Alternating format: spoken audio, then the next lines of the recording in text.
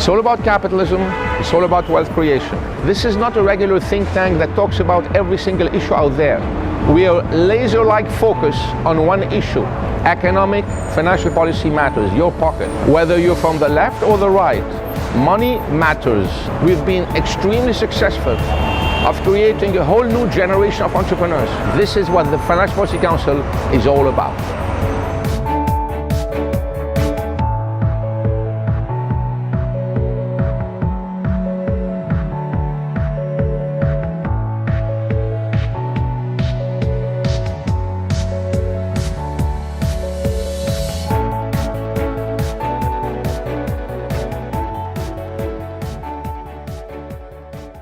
For those who don't know me, my name is Ziad Abdelnour. I'm President and CEO of Black Hawk Partners, and I'm Chairman and founder of the Financial Policy Council. We started the organization back in July 2010. It's been 8 years. Today we celebrate our 50th event. 50th event, 8 years in existence, over 250,000 followers, our aggregate social reach, and going. What makes us different?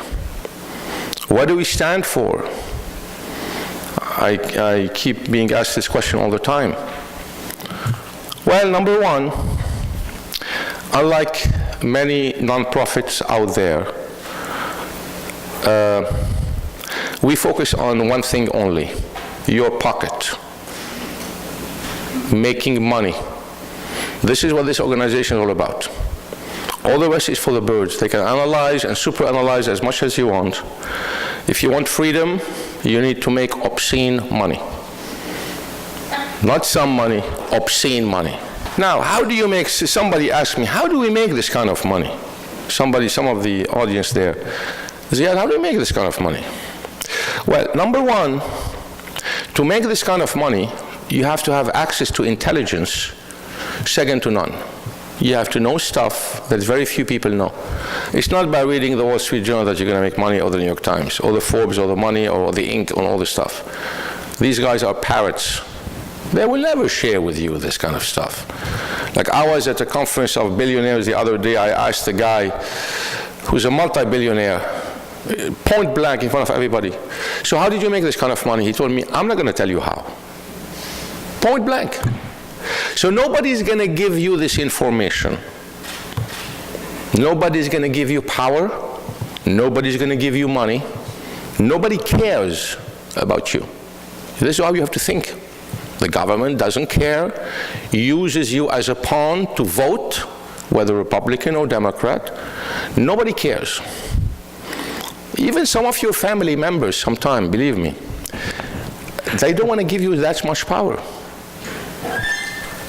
Because there's jealousy, there's rivalry, even your own blood.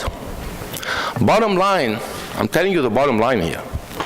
You're going to have to go and seek it yourself. You're going to have to do work and gather intelligence, second to none. Business is war. And to win wars, you have to gather intelligence, second to none. That's how you make the money. And based on that intelligence, you make the money. Because you know stuff very few people know.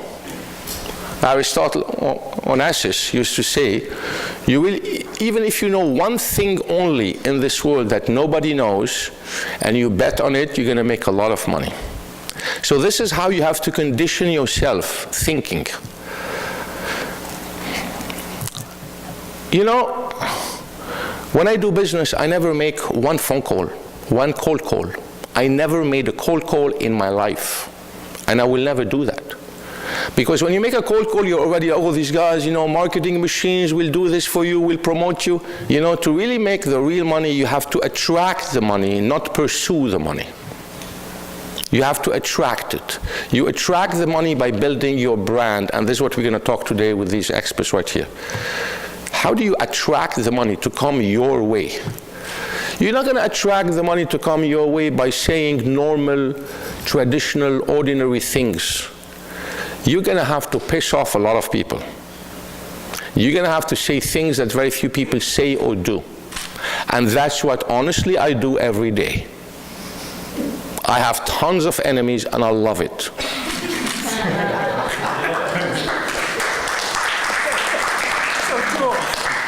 Honestly, that's how you make the real money.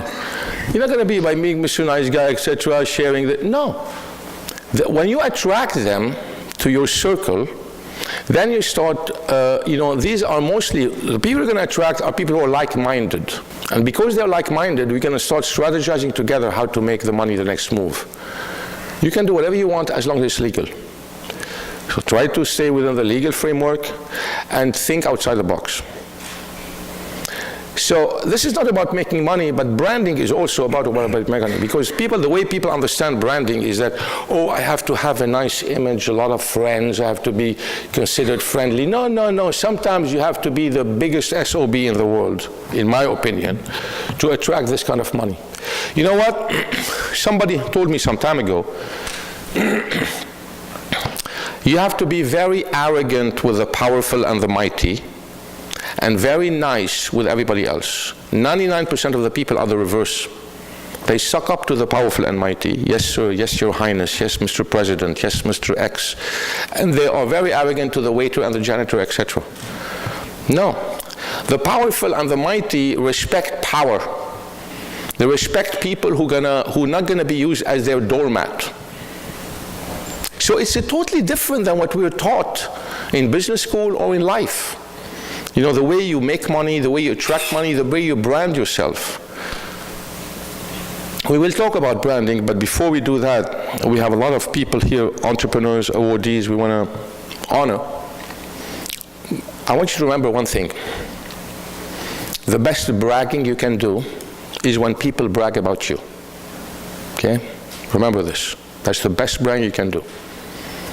Don't be concerned about making friends, alienating people, etc. Winston Churchill used to say, if you haven't created enemy, if you don't have enemies in your life, you haven't stood for anything. So don't be afraid of that. As long as you know what you're doing, and when you know that what you're doing is right. What do we stand for here? We stand for finding solutions. Everybody bitches and moans about this and that. Very few people have solutions. Very few people even dare proposing solutions. It's too complicated, it's too politically incorrect. No, you've got to find solution, build value. This is how you're going to attract people your way. We want to empower like-minded entrepreneurs. You know, it's extremely important. And it doesn't take a lot to define who's really the entrepreneur or not. Because for me, entrepreneurs are people who have skin in the game. All the rest, don't even listen to them. Economists, bankers, politicians, lawyers, academics, they pontificate. They have nothing to offer you. So be very selective in who you're choosing.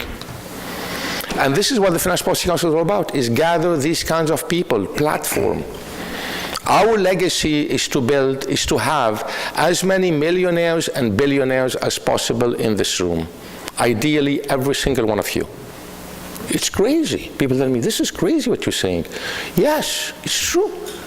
When you think about the presidential elections of 2016, there's only 128 families and PACs who bankrolled the presidents on the Democrat side, on the Republican side. Only 128.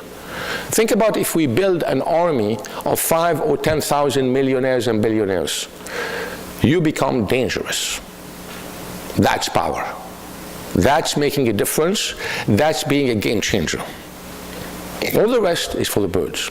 So this is what the Financial Policy is all about. I want you to consider it all. This is your organization. This is not Harry's and mine's and the board. This is all of us. This is the platform where you can shape it the way you want. You can create whatever you want.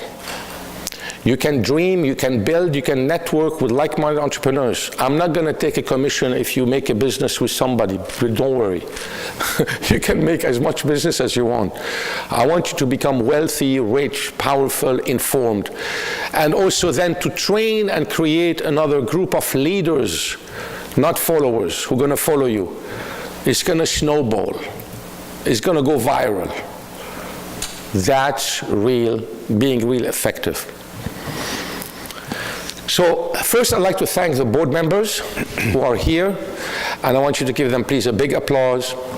Please stand up.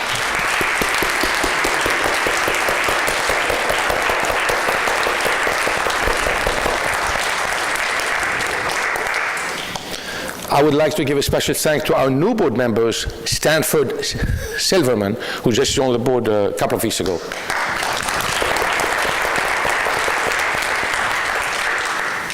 Thank you, Stan, for your wisdom, for your support, for your friendship all these years. Welcome aboard. I would like to thank our 40 sponsors. We have 40 sponsors so far, after 8 years in existence. From JP Morgan, AXA, going down to entrepreneurial technology firms, etc. We hope to have by the end of 2019, before 2020, 100 corporate sponsors and a board member and board of 25 people. That's the goal. We're already recruiting the best of breed to get there. The key is to become dangerous and very informed. Whether there's a Republican in power or a Democrat in power, they're going to come to us for information, for intelligence about financial matters. That's what we want. We're not Republican, we're not Democrat, we're bipartisan, we are capitalists, we're entrepreneurs. We want to revive that spirit.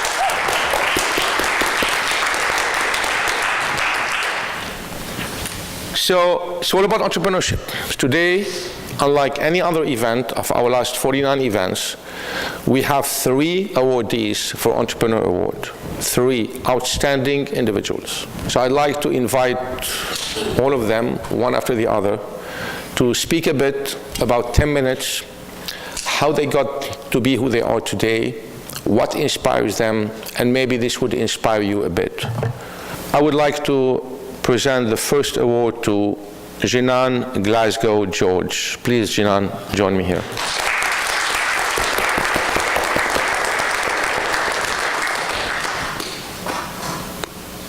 Thank you very much, Jinan. Enjoy. Thank you. Thank you. Right. Sorry. Thank you, Ziad. Thank you to the board and for everyone who's here. It's an inspiring way to start. I guess the way I would start would be to say, I believe everyone has the power to create. We create with our words. We turn ideas into reality with our words.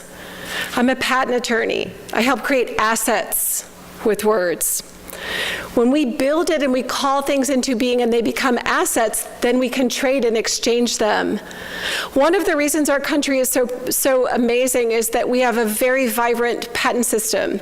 Over half of the patents filed here come from outside the US because people want to participate in this market. And yet innovation and invention, that's the most renewable resource in this entire world. It doesn't matter what country, it doesn't matter if you're a man or a woman. Our imagination, our creativity are unlimited.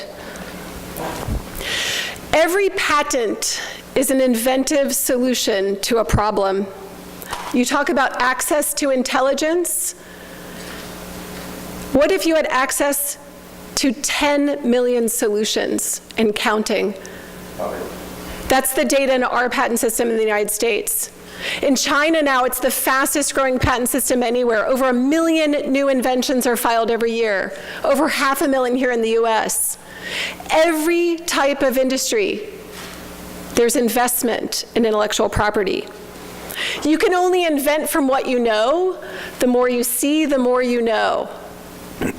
That's what I'm about. Giving vision to entrepreneurs and to investors, to business owners, for better competition. My newest venture is Magic Number. Think of us like Google Maps for patents. What if you could find any technology area that you were interested in and be able to see what's happening in the big picture and zoom down into Street View? Who owns what, where? That's some actionable intelligence, isn't it? I'll let you in on a secret tonight because that's what we're here for, right? Information no one else knows. Patent investment has to lead market activity. It's the law.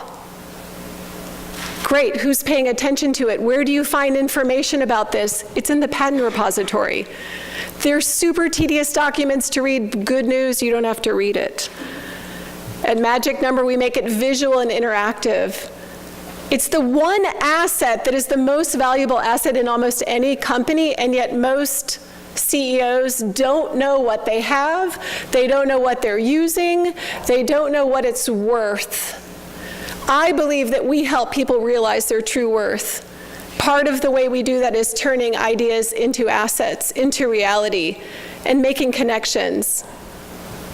We do that with vision, we do that with actionable intelligence and data. I'll encourage each of you, start with your own words. How many of you journal?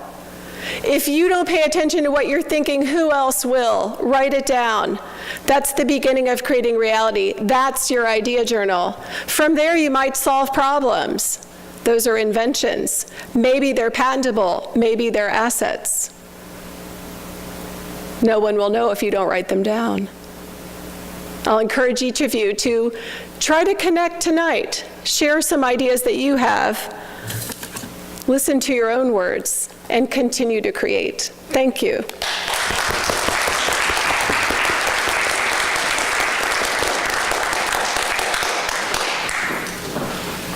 Thank you so much, Jinan. Absolutely wise and brilliant.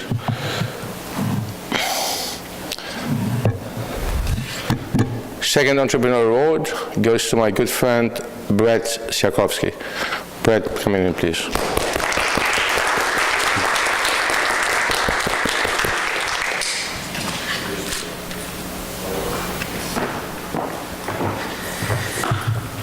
Thanks, everyone. Can you hear me? So this is a great honor to be here. Thank you, Ziad, for everything that you're doing with the Financial Policy Council. It's just amazing. And there's a lot of energy and connections and deals getting done, and it really inspires me.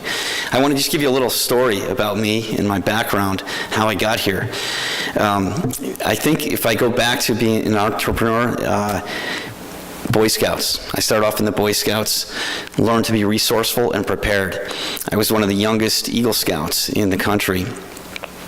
And those resources were really inspiring because when I wanted to go to college, my family didn't have the resources to send me to school. So I had to figure it out. There's 3 things you usually need to go to school: place to stay, food, tuition. I had enough for 2 out of 3. I love to eat. I wanted to learn so I can get out of, the situation I was in.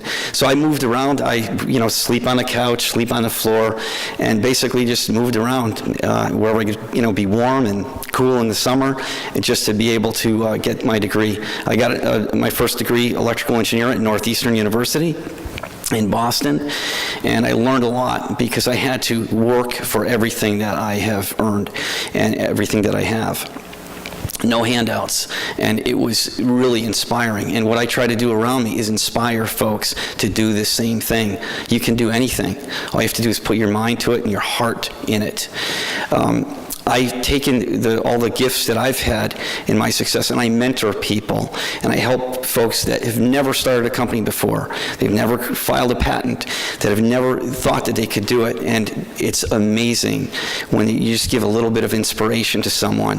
And I'm watching entrepreneurs around me just grow and succeed without all of the formal education, because they're looking for the secrets, they're looking for that key, and sometimes that key is just finding a mentor or a connection. I worked at many, many large companies, and I was really frustrated at the pace of innovation and the ability to change and adapt to the economy and the competition. So I started in my first startup companies, and first startup companies were successful. The first one that I built from my, just from scratch with no other co-founders was in healthcare enterprise software. It's still a going concern today, and it's very successful. I've started many companies, but I started to learn something about each and every one of those companies. There are always challenges. Sometimes it takes more money to get them, more time. There's a lot of pivots. They try a particular product or service that doesn't match the market. There's a lot of investor money and time that's wasted. So over the time, I've started to come up with a new model for investing. I started my first venture fund called Med Science Ventures and invest in entrepreneurs which have, ideas, and we look for folks that want to patent their ideas and really protect them. But even through just venture investing, I've really learned something really special, that there's a new model out there, and this new model is a combination of private equity and venture investing. And it's a new hybrid, and it's something that I'm starting to launch in early 2000. Stay tuned. There's a gentleman here in the audience that's also part of this effort. But basically, we're looking at the strengths of private equity investing, which you really minimize your downsides, but you have pretty predictable returns, with the upside of venture without the risk of venture. So it's quite new. It's almost like a new asset class, and we're here to share it with anyone that wants to hear about it. But in closing, I really wanted to say thank you, Ziad, for everything that you're doing. You're inspiring so many folks. The energy is it's contagious. And I just want to thank you again.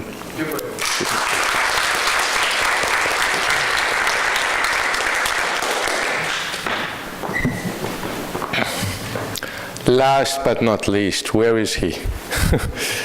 Third Entrepreneur Award goes to my good friend, Ramesh. How it is? Hi, Ramesh.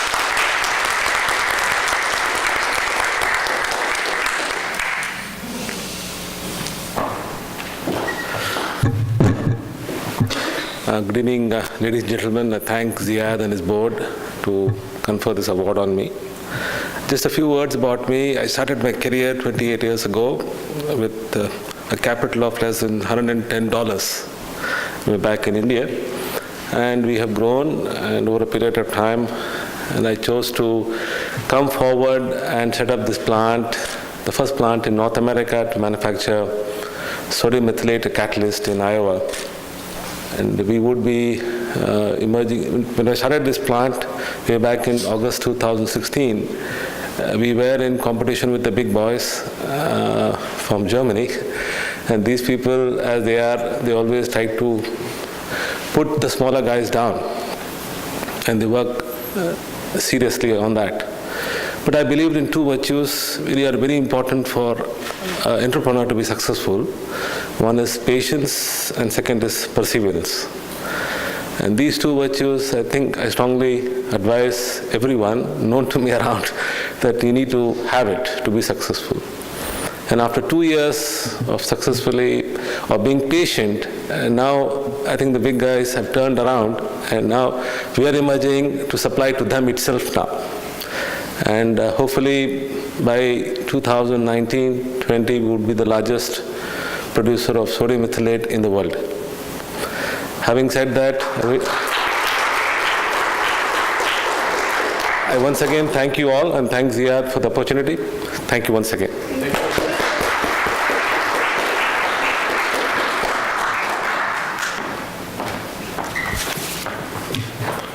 Well, these are daring people who like to buck the system.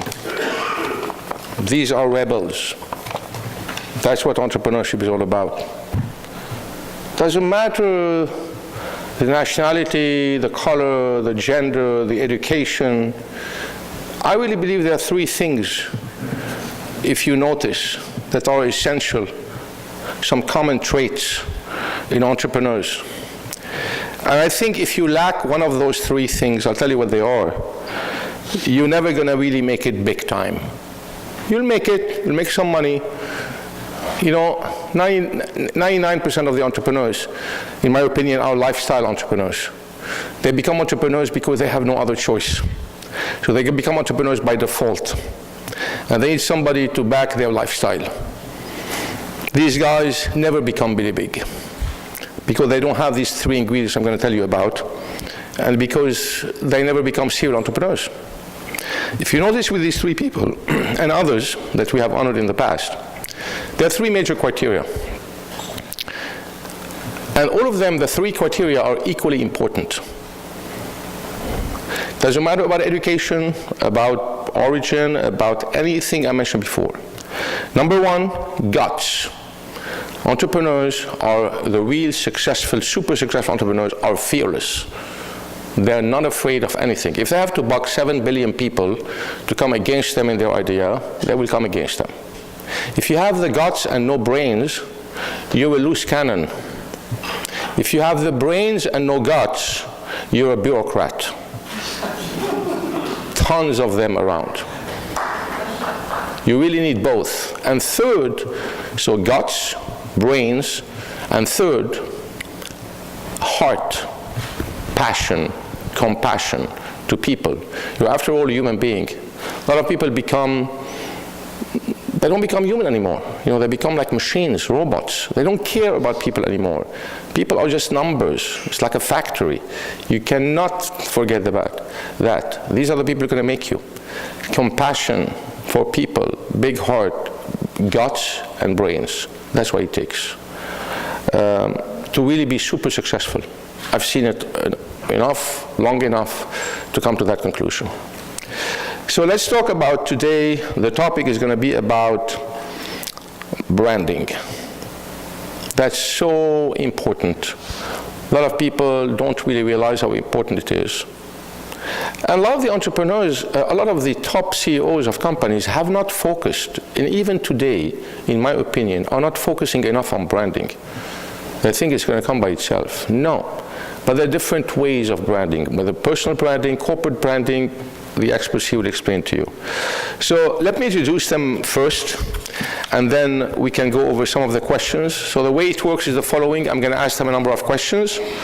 They're going to answer these questions. Then we're going to go to the audience, yourselves. It's very interactive. You know, it's not like, we're not here to impose things on you, but rather get you involved in the process. Those on this side can ask the questions on this mic. Those on that side can ask the question on this mic. And we'll go over a number of questions you have. Any question is open, but please, questions, no comments. We don't need your opinion on that. We just need you to ask the questions you want to inform you the way you want, you know, from real experts here. So first, I'd like to introduce Clint Arthur, President and CEO of Clint Arthur. Clint.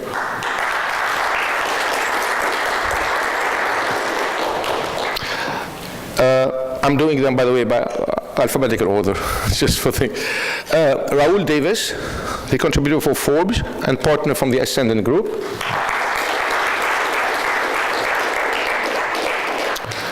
Zana Nesheiwat, a partner at Black Hawk Partners. And Noel Chu, investor and luxury branding expert. Noel. So let's make it, we want to make it, quick and clear. Let's do first things first. I'd like each one of you, please, to share with us, in no more than a couple of minutes each, your personal and professional background. Instead of me reading your bio, I'd like it to come from you, starting with Clint. Thank you. Thank you. I'm an author, speaker, coach, entrepreneur, and I specialize in helping my clients to position themselves as celebrities in the eyes of their customers and prospects. It's very interesting. I also went to the Wharton Business School, and that was a dream of mine since I was 14 years old. I always wanted to go to the Wharton Business School, and they didn't teach me anything of this stuff at the Wharton Business School. I had to learn this out in the real world, out in the trenches, that who you are really can be much more important than what you actually do. And that's what I help people to do, to become a bigger who in the eyes of the people who hire them. Brilliant. Thank you so much, Clint. Raoul.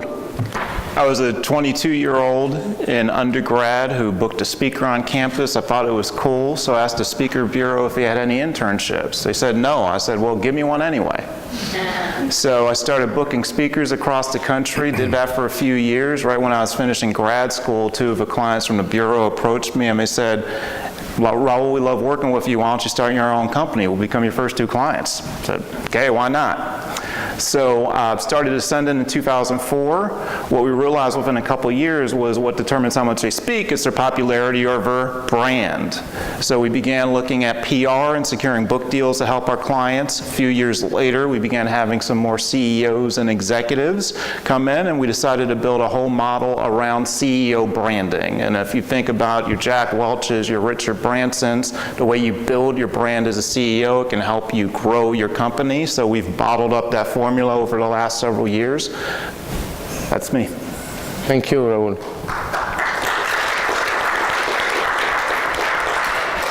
Zana? Well, I've had a long journey, like many of you here. Today, I work with Blackhawk. I'm a partner.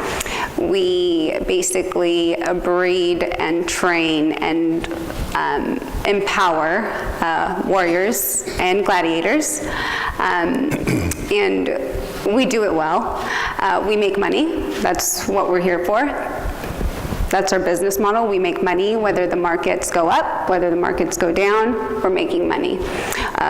As you could see, what Financial Policy Council does, it empowers entrepreneurs, it believes in entrepreneurs, and that's also what we do at Blackhawk.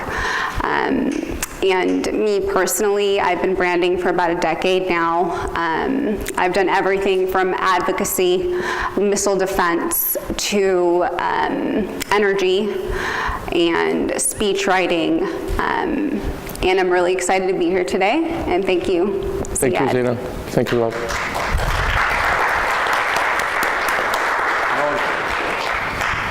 Went to West Point, was a spec ops diver back in the day. I actually got thrust into the luxury world because I did not know what to do after I came out. Went to GIA, went through their gemology course purely because I needed to kill time to figure out what the next step was. Afterwards, I had a lot of classmates who are in the industry. They kind of helped me out, starting my own jewelry company.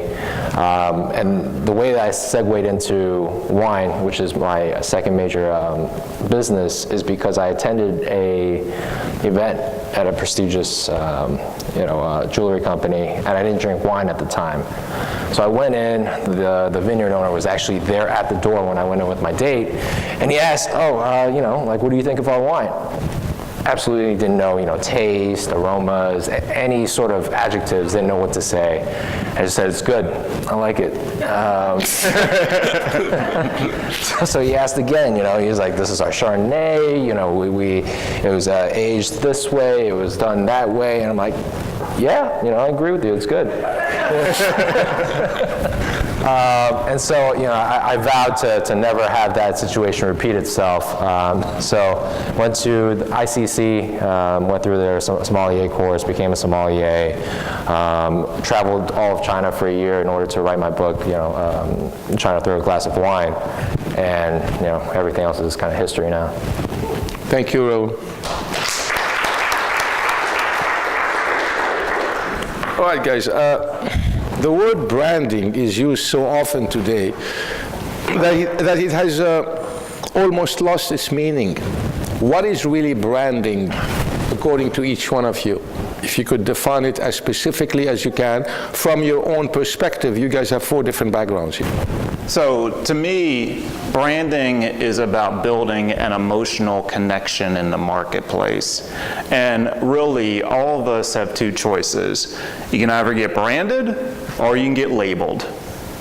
And what you have to decide is whether you want to have an image be shaped for people, and it's kind of like having a formed hard fist. It carries more impact. Or if you're being labeled, everyone could have different opinions about you, and it's more like 5 loose fingers. It does not carry a lot of punch. If you remember the 2015 Republican nomination, you remember Trump called Jeb Bush low energy, and it basically ended his campaign because he didn't know how to brand himself up front, and he didn't know how to overcome it afterwards. So branding's about evoking an emotional connection in a marketplace and how you shape that. Thank you, Raoul. Excellent. Clint? I work with a lot of financial advisors, and Many of my clients compete in an arena where they sell the same products or very similar products to other financial advisors. It's the nature of competition today in America. There's a lot of similar out there. And when you're selling products that are similar or equivalent to your competition, the only thing that's different is who you are. That's your brand. And you need to create an image in the mind of your customers and prospects of who you are as being higher status than your competition and somewhat different. And that is the heart of personal branding, or branding in itself is just who you are. Thank you. Noel? I mean, when I was outside, as I was getting my water, I was asked, oh, you know, what's the topic for today? I said branding. She's like, what's branding? I'm like, that's an actually pretty good question. What is branding? Branding to me is basically just successfully seeking attention.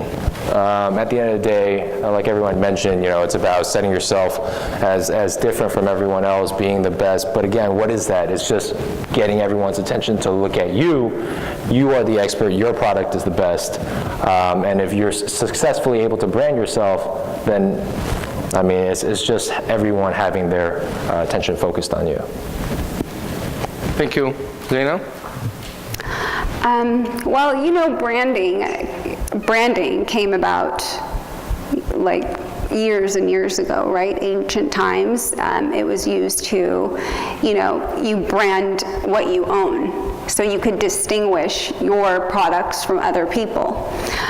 Obviously, you're not a product. You are a person. So, you know, you have personality, you have purpose. Please, not just one purpose. You have multiple purposes. You're always seeking purpose, and you're always moving towards it. And that's part of your brand.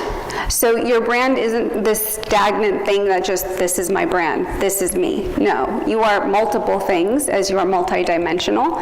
And that's what I love about what we do.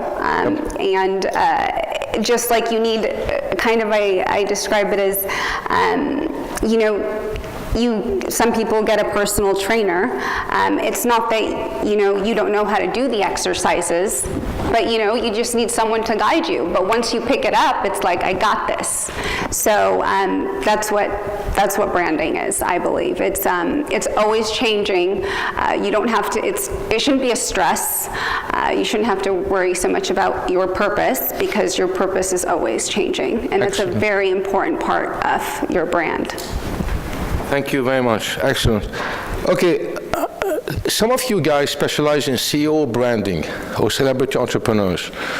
What made you decide to go specifically into that space, CEO branding, celebrity entrepreneurs? I mean, you would think that a CEO or a celebrity knows how to brand himself or herself, because they did not get to the top by not being skilled at doing that, playing politics or playing whatever they want to play. Why this space? So from my perspective, it's because if you kind of think about NASCAR, all the cars are high performing, there's hundreds of thousands or millions of dollars put into them. The one difference with each of them is the driver. And the CEO is the driver of the business. Business isn't just B2B or B2C, it's H to H, human to human connectivity. And if you think back to how Tesla built its image and how it was successful, they did not have a huge advertising budget. It was Elon Musk's reputation for innovation. Yes. So CEO branding is about how do you take your brand and use it to leverage growth within your company. At least that's my definition of it. It isn't an ego play. It's about storytelling. It's how do you share your message, amplify who you are in a way that connects with the audience. One of the big reasons why Facebook has a lot of challenges right now is because Zuckerberg doesn't know how to do it. He doesn't feel connected to people when you hear him. He had this one time where he said something I thought it was interesting. We were talking about all this Russia stuff, and he said, you know, when I first created Facebook, I never imagined having to deal with Russian hackers. And I could sympathize with that, and I think most people could sympathize with that. And if he focused his brand more and started more connecting with people, then Facebook, how people would see it, it would reshape it. So it actually has pretty high stakes. Jamie Dimon, you know, during the financial crisis, Congress kind of took it a little bit easier on him than they did some of the other financial CEOs because he already had a reputation for being socially conscious. He already had a reputation for being a good guy. So the stakes can be high, and we've worked with multi-billion-dollar companies from in China. We've worked with Bishop T.D. Jakes, and you know, it's not just a thing to do. It is the very lifeline of what can influence your business. Excellent. I asked Mike Tyson, champ, what's the most important thing you ever learned? He said, stay humble. And it's really true, because a lot of people think that the game that we're playing is about ego, and it is not about ego at all. It's only about marketing. That's all it's about. And this is a innovative way to market yourself and your company by getting earned media or other types of media, paid media. But there's a common denominator in all of it, in that when you are the face of a business, either as an entrepreneur or as the CEO of a company, you have to start putting marketing assets out into the world. And a lot of times it's video, whether it be TV appearances or speeches that you make or marketing videos that you shoot on purpose. You're going to have to put stuff out there, information for people to consume, to learn about your stuff. And when you are the CEO of a company, you really have to take that marketing into your own personal control. And a lot of times the most effective, passionate, cost-effective messenger to put the message out there is the CEO or the entrepreneur themselves, because they have the burning passion. And really, a lot of times, it's that burning passion that makes all the difference. That's so true. Right? Absolutely. Noel? Well, unlike Raoul, I don't really brand anyone. But I am a CEO of my own company. But one thing is, I dived off the coast off of Key West looking for lobsters a couple years ago. Like, what I know about branding. So one of the things is, I know what I know, which is, how to make wine, how to design jewelry, and how to make good wine. But how do you actually sell it?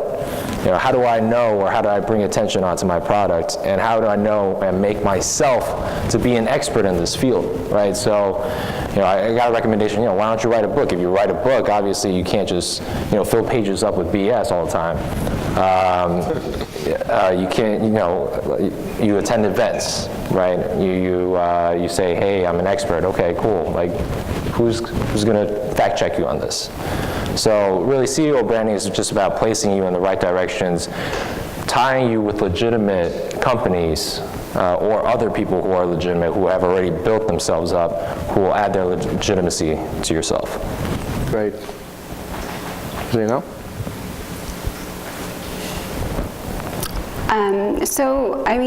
CEO branding, it's very much about value. So you are obviously, like what many of them said, is you are an asset and a value to your company. And my role is very specific. I work off that value. I don't, try to change it or manipulate it. Everyone has their own value, especially CEOs. And I form or help clear avenues and opportunities to bring, a value that you have with an opportunity that, you might not have seen, whether that's local, whether that's in the same industry, whether that's in the same country, whether that's international, working with our international partners, with Blackhawk as we invest globally. So I think that's very important to keep in mind, and for a CEO to basically showcase their value. Of course, they need to be active in any way they can. I believe that being, an advocate of not only your company, but of yourself, in your message. And that, again, goes back to understanding who you are as a person and your values. Got it. Thank you. So, what's the difference between being famous and being a celebrity entrepreneur? I still can't see the difference here. Being famous and being a celebrity entrepreneur. Clint, what's the difference? Okay, I asked Mick Jagger, Mick, what's the most important thing you ever learned? He said, you can't always get what you want. Yes, I love this song. But if you try sometime, you just might find you get what you need. Now today, kids are really smart. They all want to be famous. That's really smart. And if there's any one thing I could go back and tell my 20-year-old self, it would be, get as famous as you possibly can, because fame is a currency. Fame is a actual asset that you can use in your career to make more money and get more opportunities. But there's a big difference between fame and celebrity. And the difference is very clear. Fame is what we can't get. We can't get fame. We can get celebrity. I've done 102 television appearances myself. I have students who booked themselves on 3,800 plus television appearances, and they're not famous, but they're celebrities in the eyes of their customers and prospects.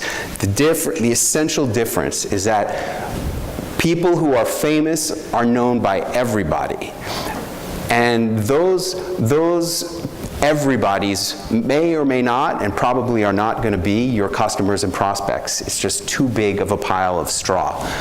But when you're a celebrity, that means that the people who are your customers and prospects, they think that you're famous. They think that you are somebody special.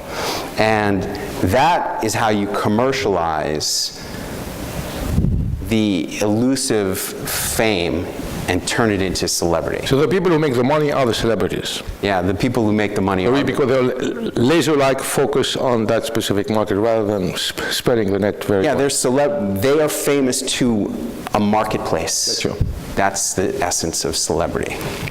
Anyone would like to add something? I think he nailed it. I think of it as industry thought leader, right? So are you well known within your industry? And the value of that is when you go to the industry conferences, instead of having to pay to sponsor or having to be relegated to a workshop or an exhibit booth, because you're seen as a product purveyor, you can be seen as a thought leader and you get to do the keynotes. If you are inspirational, they bring in these big outside people because they're seen as being inspirational. But if you can be shaped that way, and then you can be that keynote speaker in front of your industry peers, then that has a tangible impact on the business. So to me, that's kind of what it's about. It's PR is a tool, social media is a tool, branding is a tool. The outcome is how do you get in front of the people that matter the most so they want to work with you. Very nice insight. Go ahead, Noel. No, I don't really have much to add to that. Nothing to add. Zana, anything to add? Okay. So who do you consider to be the most successful celebrity entrepreneur you know, Clint? Well, obviously, Donald Trump is a hugely successful celebrity entrepreneur. Both famous and celebrity. Yeah, he really figured out the game 100%, getting paid $1 million just to show up and speak for an hour. Getting paid $5 million to put his name on a Trump building. That's a hell of a brand. The guy really has it all figured out. He really is. However, you don't have to be Donald Trump to be a successful or even amazing celebrity entrepreneur. To me, And for a lot of people, they don't want the fame. And that's the drawback of celebrity entrepreneurship, is that they think that you have to become famous in order to be a celebrity entrepreneur, and it's just not true. My favorite example of a celebrity entrepreneur is a man named Arnold Kopelson. Anybody ever hear of Arnold Kopelson? I do. You know who he is. He produced a movie that you might have seen called Platoon. Anybody see Platoon? Yep. Yeah? Okay, that made him a celebrity entrepreneur.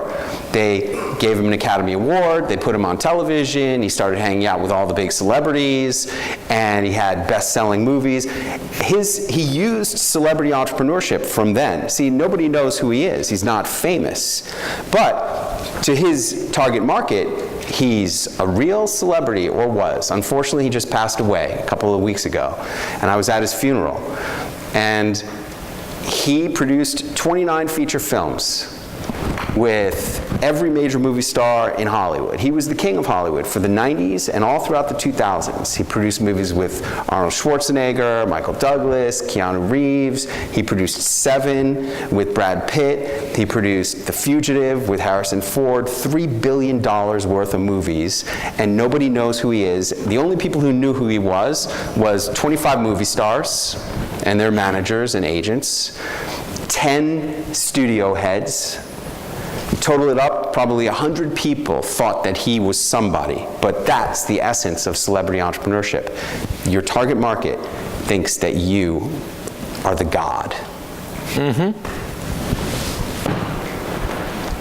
To me, so one of my favorites is Elon Musk, only because if you think about what he's trying to do with taking us to Mars, right? Like, how crazy is that?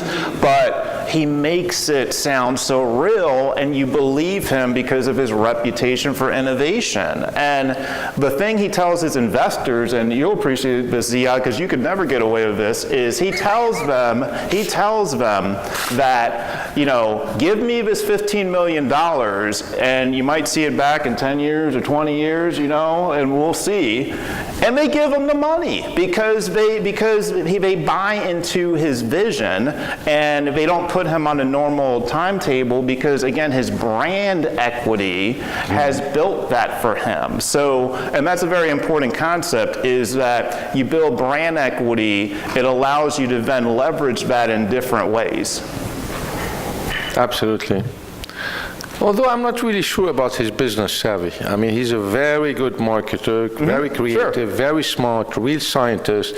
But his business savvy, I'm not sure. A lot of people lost money. A lot of people are going to still be losing money for a long time before they start seeing some money, in my opinion. Sure. But I understand what you're saying. So what's the difference between the business and personal brands? I mean, we talked about it, Zana talked about it a bit before.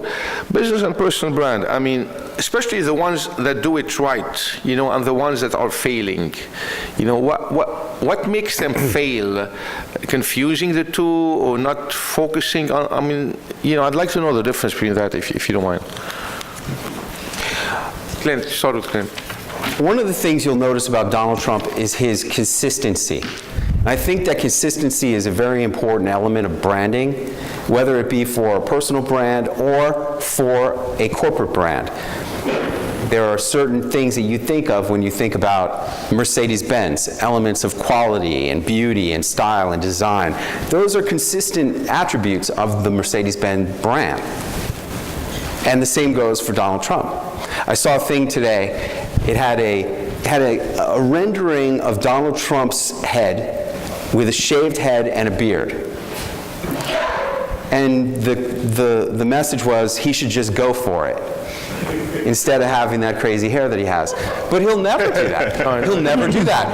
That's a consistent element of his brand, is his hair. Of course. You know, he would never change that. Of course. And he only wears the same blue suit, the same white shirt, the same red tie. It used to be a pink tie, which inspired me to wear pink ties, and now I only wear pink ties because of the consistency of it. But this element of consistency is really important in a brand, whether it be personal or corporate product-oriented. I really believe that. And people lose the consistency and at their own peril. I had a meeting, I'm also in the gourmet food business, and I had a meeting with the executive chef of Bellagio. Anybody ever have bread and butter at Bellagio in Las Vegas?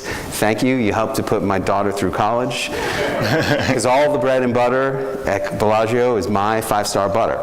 And I said to the executive chef, "Chef, why do you buy so many thousands of pounds of butter from me every month?" And he said, "Well, first of all, it's consistent. Here's the #1 food destination and #1 top food city in America, buying the most expensive butter in America, mine." And the #1 attribute that he pushed out or focused on was consistency. Zana. So I think, like what I said earlier, you're not a product. So I think it's important to also remember a product, for example, if it's on the shelf, right? I don't know. Are you guys vodka people, tequila people? Give me something. Vodka? Okay, so you sit a bottle of Grey Goose next to a bottle of Smirnoff or something. Sorry if you're a Smirnoff fan, but you do that. Are you still gonna love your Grey Goose or Belvedere? Or what do you guys like? Okay, so yeah, Grey Goose, right? You know, that brand is recognizable. You know it's going to be consistent, and you're going to enjoy it. So who it's associated with or what it's next to, it's not going to really impact that brand because it's like imprinted in your mind and memory, right? But individual, even one sighting with something negative, that's instantly going to impact your brand, right? So you need to be very selective about what and who you associate with as your personal brand, whether that's an institution, whether that's a nonprofit, financial policy council, whether that's your business, someone you work with or work for. It all impacts your brand, and I think that's a big difference between a product that's on the shelf and a person, that wants to be a brand, not a commodity.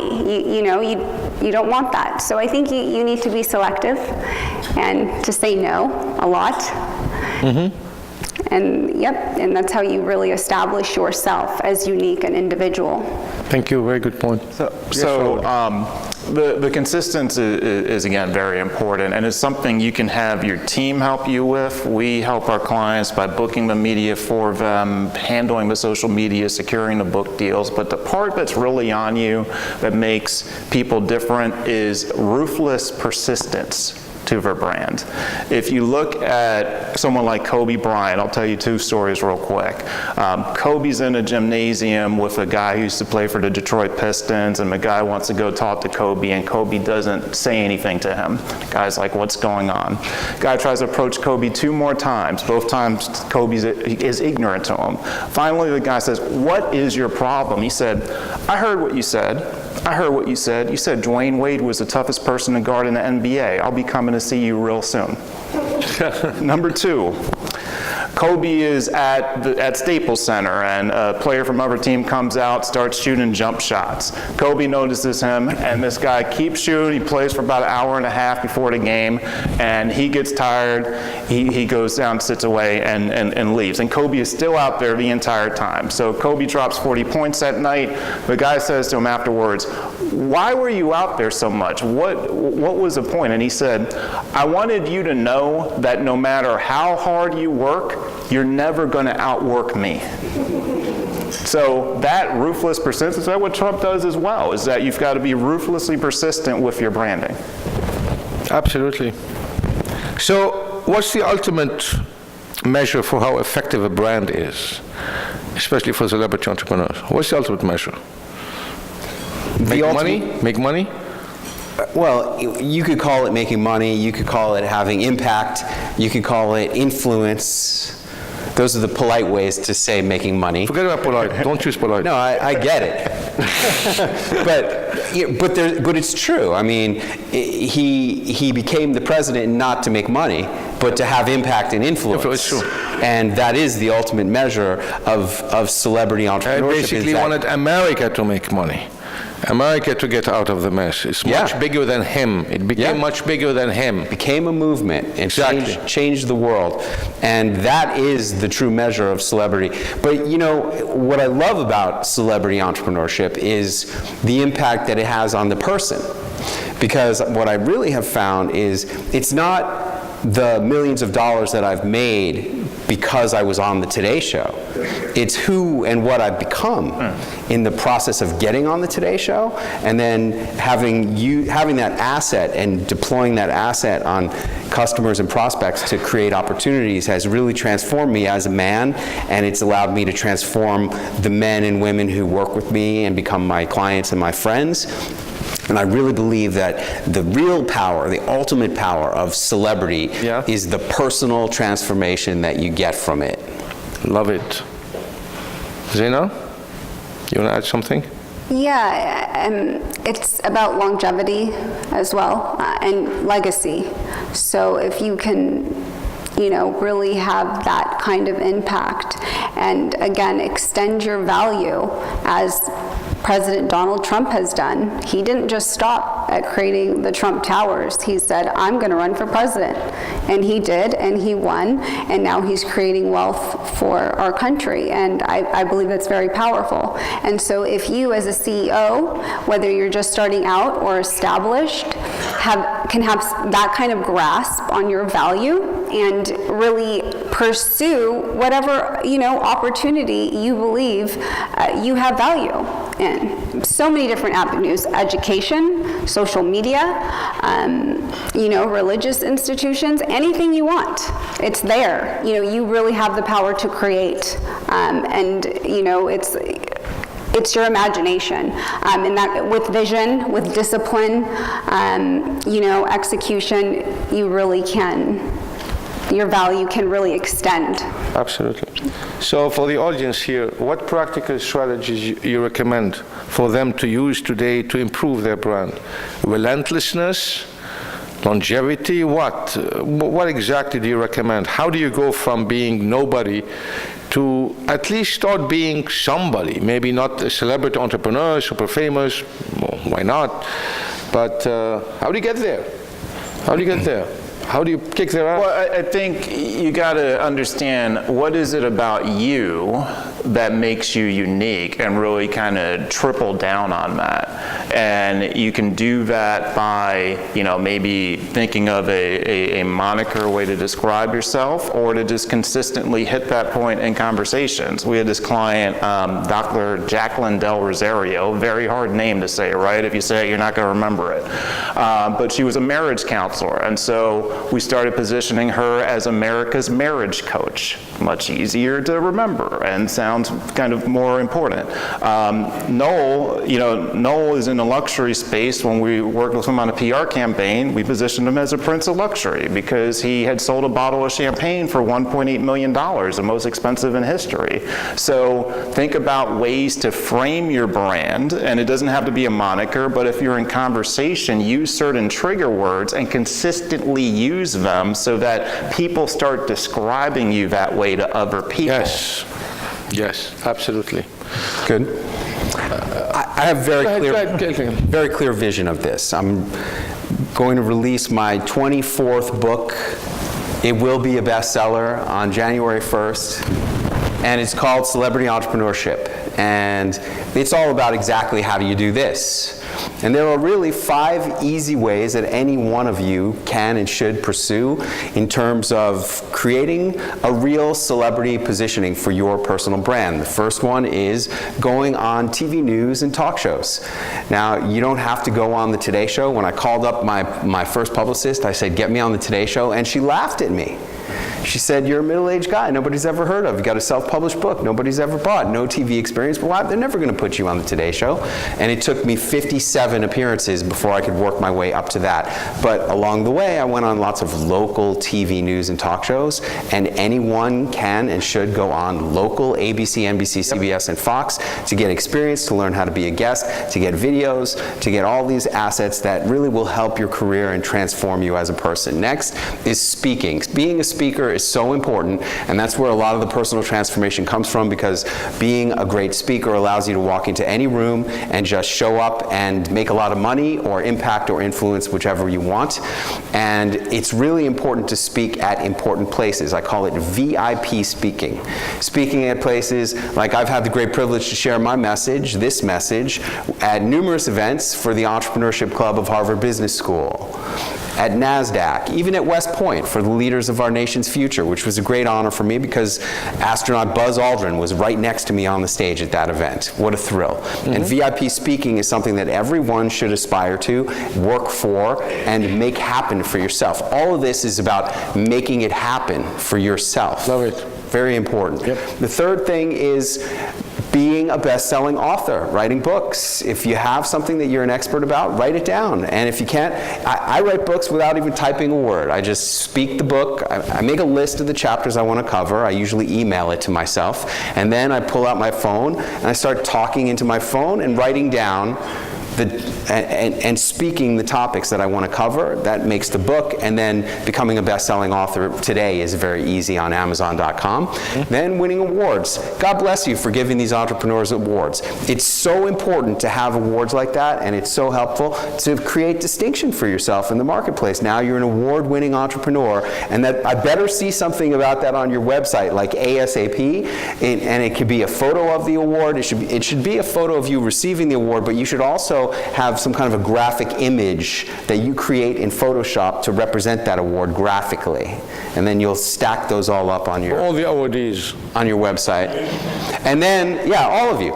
And then the fifth element of celebrity entrepreneurship that anyone can and should have is photos with celebrities. And that's my favorite thing. That's called celebrity attachment marketing. When you are next to a famous person and you have a photo of you with them in you and them in the photo, some of that luster wears off on you. And you go to my website, clintarthur.tv, you will see me in pictures with Snoop Dogg and Caitlyn Jenner and Donald Trump and Hillary Clinton, because I'm an equal opportunity selfie slut when it comes to celebrities, right? And I want them all. I want every celebrity attachment photo I can have, because I know that they are money. And those are the 5 things that anybody can and should do. Love it. You want to add something? Yeah, I mean, to kind of go off of that, not to refute it, is don't believe everything you hear and see then. A lot of times with the celebrity attachment, you don't really know the backstory behind it. A lot of times you hear all these great things. I mean, were you there? Was anyone that you know there? I mean, who knows, right? I mean, I've actually had a picture with Snoop Dogg, and it looked like, you know, him and I were chilling, smoking a blunt, but it was really just him there. And I sat down and said, hey, you know, can I take a picture? And he's like, yeah, sure. And now we look like buddies, you know, again.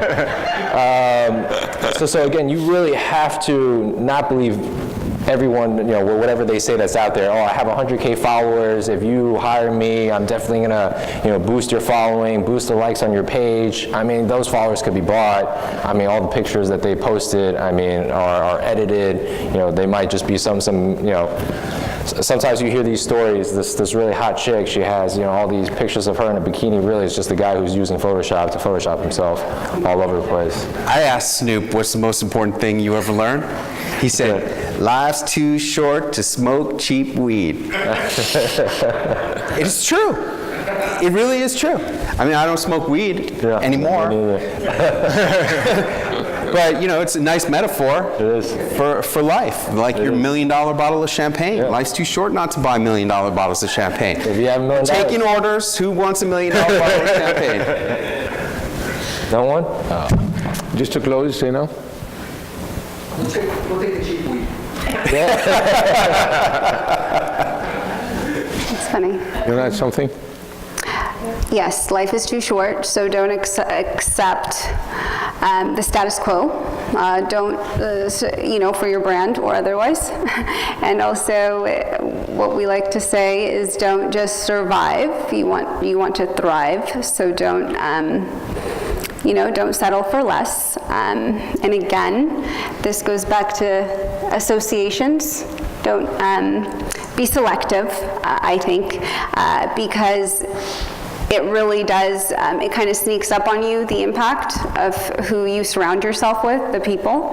And as misery loves company, success also loves company. So always surround yourself with the positive and the successful and the people interested in creating wealth and adding value to your endeavors. And I think that's very important. And really knowing, which I think said many times, is just knowing where you're coming from. And, we go through an entire exercise with our clients for, it lasts a few weeks. But, we start with the brand architecture, and, start with 3, right? So one of which I share with the Financial Policy Council, which is what it was formed on, is compassion. Mm-hmm. These are mine. You feel free to borrow them. And they're my guiding, brand principles, I guess you could say. And that is compassion, capitalism, and Christ. Great. Thank you very much.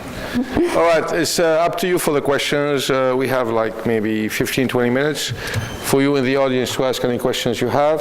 Please, Janine, go ahead. Yes, thank you. I have a question that was really helpful.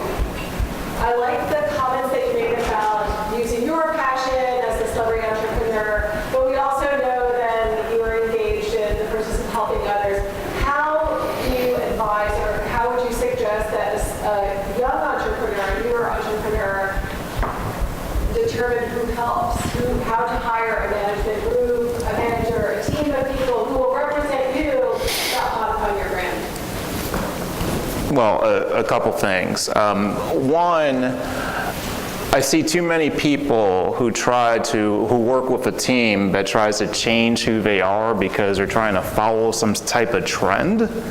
And it's really important to work with a group that is trying to pull out the very best of you and trying to amplify that. So I think the personality match and the vision they have for you, and making sure that that is coming from who you are, and it really represents the brand DNA. So I think in many ways that's one of the most important factors. The second one obviously becomes the track record. So I don't think you have to work with someone who necessarily had to be very successful in your same industry. In fact, it might be interesting to work with someone who's been successful across a number of industries, because that suggests innovation, that suggests flexibility, that suggests an ability to think out of the box. So those are a couple of things that I would definitely look at. I've worked with a number of PR companies over the years, and there's a couple parts of your question that need to be addressed. Number one, your brand may not be fully formed. Your brand, and it has been my experience that despite the need for consistency, brands need to evolve also, because the process of becoming a celebrity makes you more of who you really are. It doesn't make you something different. It makes you more of who you really are. And that's going to come out. And you may think that you're one thing, but who you really are will come out through this process of going on TV, speaking, standing up at podiums and saying, what is it that I'm really here to say? And finding that out is really important. And who are you going to attract into your life? Like, I never thought that I would be vacationing at the same hotel as John Travolta, but I did. And there he was. And that added into my brand.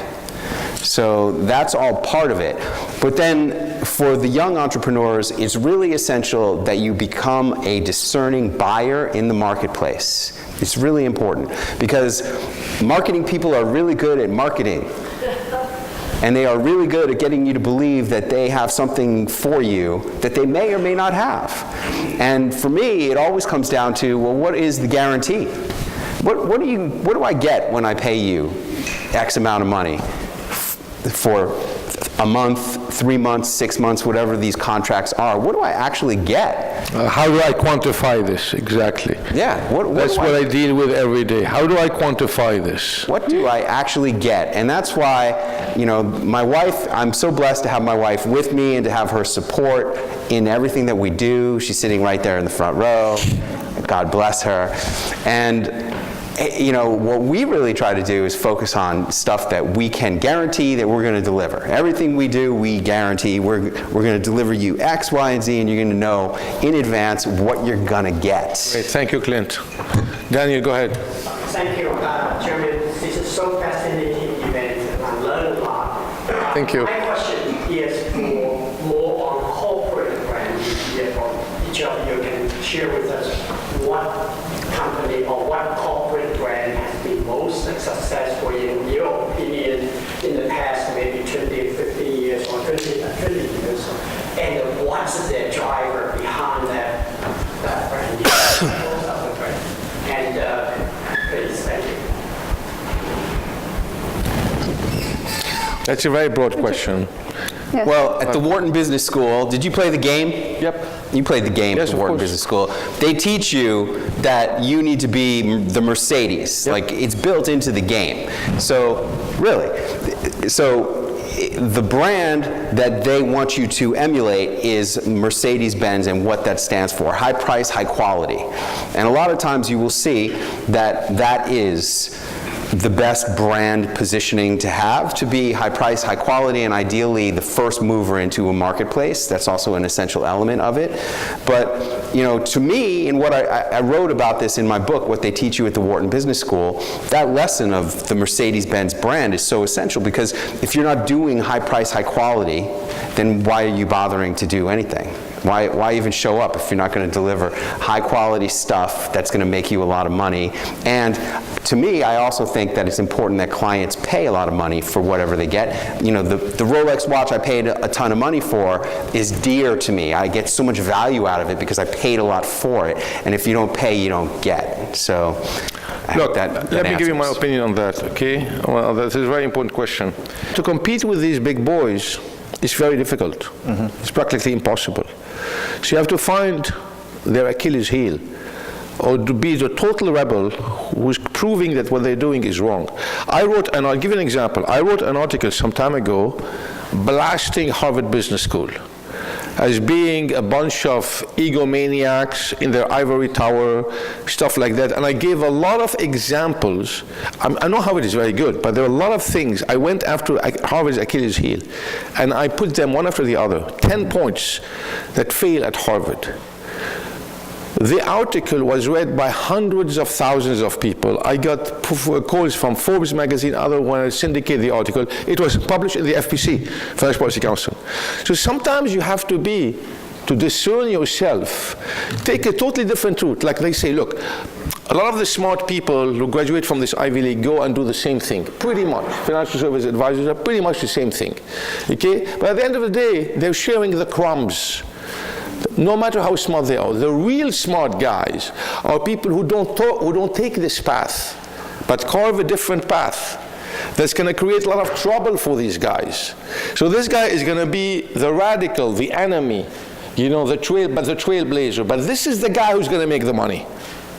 He may be very hated, but he's going to make the money. So sometimes it really depends what your goal is. You want to fit into a mold, or you want to disrupt everything, be like Raoul calls them, the fire starter, and create your own path.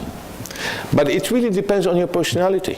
Some people have this personality, some people don't. So there's no such thing as right or wrong. It all depends on you. What is your DNA?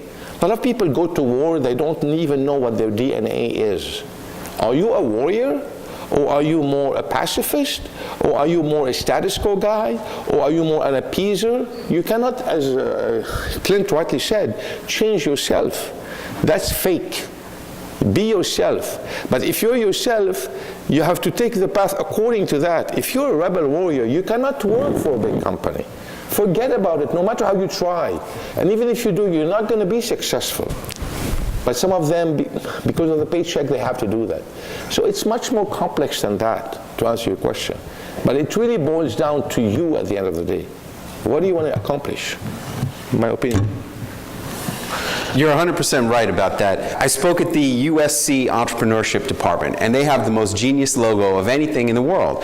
It's a circle made up of red dots, and then there's one red dot that's outside and slightly higher than the rest of the circle. Love it. Genius. Yes. Genius. Totally. That's how you succeed as an entrepreneur, and that's how you succeed in business. You have to be different and better than all the other people. Absolutely right. But look, at the end of the day, it has to be in your DNA.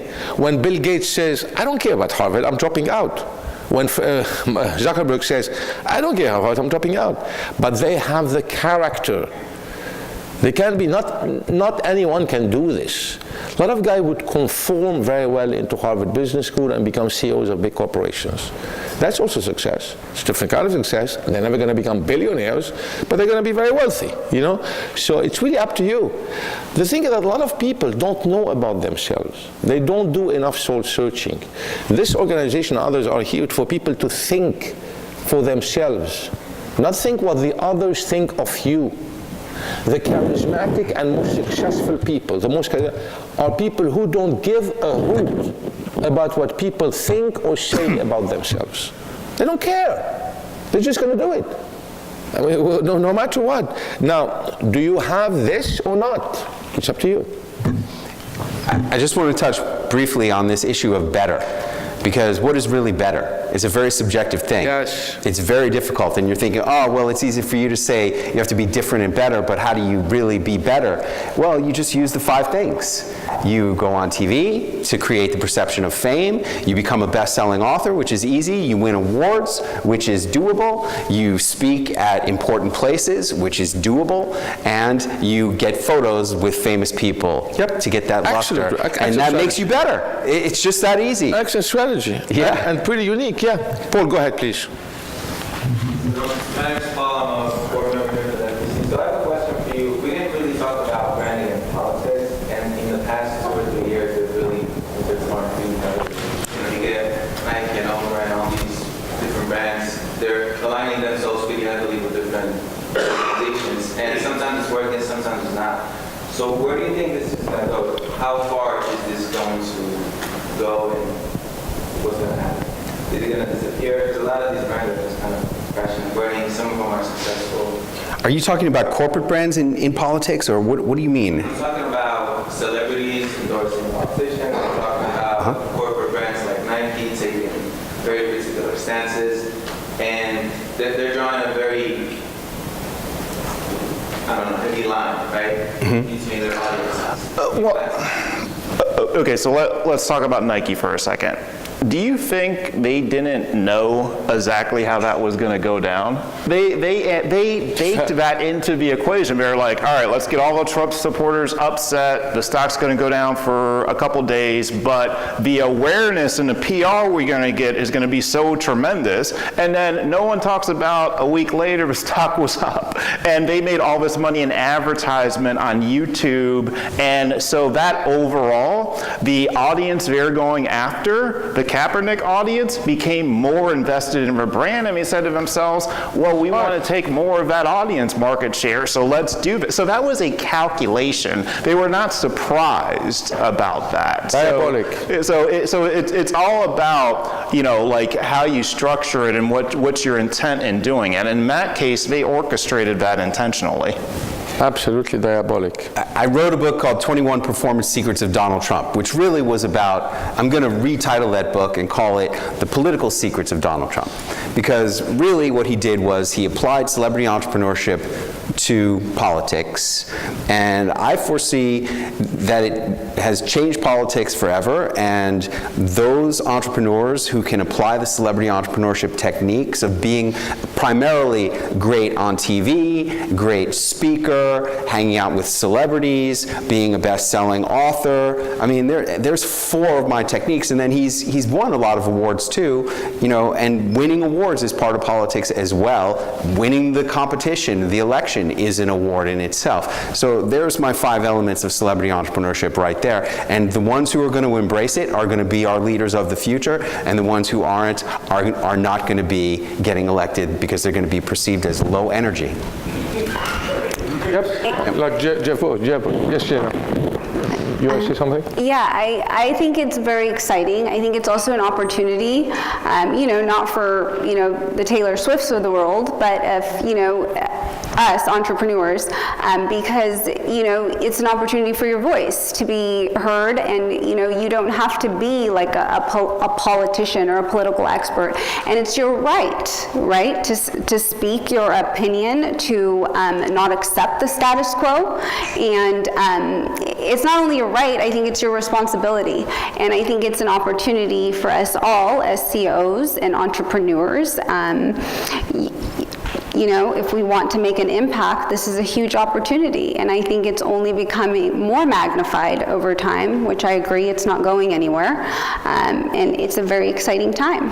And I think we should really take advantage of it, all of us. Imagine like one voice, what one voice does if, we have 50, 100, 100,000 voices. You're 100% right. We all have to.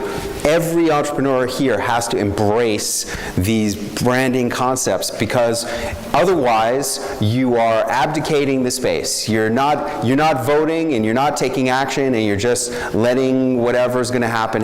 And if you really care, if you're really passionate about what you do, you have to put yourself out there and try to start building your celebrity brand to enhance all of the things that you are passionate about and want to get out into the world. You have to do that. And the intent part is crucial. I would say up until the last couple weeks, Trump always just played his opponents like a fiddle. Do you think he is upset when people are saying negative things about him? That's what he wants, because then he's able to use that to get his supporters to be that much more enthusiastic about his message. So again, the intent behind that is what you have to be mindful of, and when you're structuring your brand, you want to put that level of intent in it.